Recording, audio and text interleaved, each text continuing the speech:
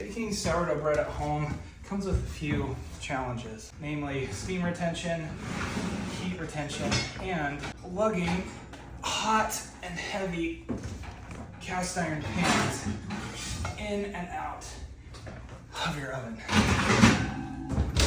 As someone who's had major back surgery, if I'm not careful lifting these heavy cast iron pans out of the oven, I can aggravate a previous injury. There are lots of people who can't bake sourdough bread because they can't lift heavy pans in and out of the oven at all. If lifting heavy cast iron in and out of your oven has limited your ability to bake sourdough bread, let's talk about the Brought & Taylor bread steel along with the baking shell.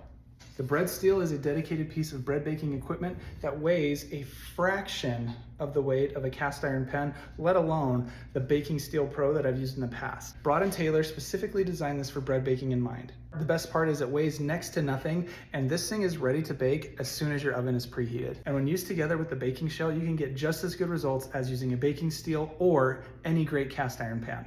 Now, I have 3 loaves of rosemary and olive oil sourdough in front of me. One was baked in my Rackmaster RM 2020, one was baked with the Brought & Taylor bread steel and the cover, and one was baked with the Brought & Taylor bread steel and cover with 2 ice cubes. Can you tell which is which? This one. This one was baked with the Brought & Taylor bread steel with 2 ice cubes. It has a little more blisters on the crust because of the steam, but I should have stuck with 1 ice cube because 2 caused the bottom to burn. Did you know that water pooling at the bottom of your bread can make it burn?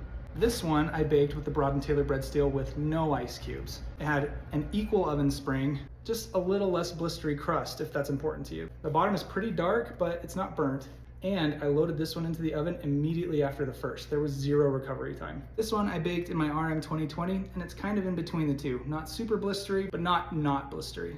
Time with the Brought & Taylor bread steel has been really eye-opening because beforehand I swore that you had to have a really thick piece of metal to bake good bread, and you had to let it preheat for 45 minutes to an hour, or to have a really heavy-duty cast iron pan that you preheated for 45 minutes to an hour. Brought & Taylor bread steel, along with its cover, weighs less than 1 piece of the Challenger bread pan, and it preheats in less than half of the time. Would I swap out my Challenger bread pan for the Brought & Taylor bread steel and its cover? Not necessarily. However, if I was in a hurry, I would definitely choose the bread steel over the Challenger pan because it preheats when your oven's preheated. If you're interested in the Brought & Taylor bread steel, go check out the link in my bio where you can find all the information you need.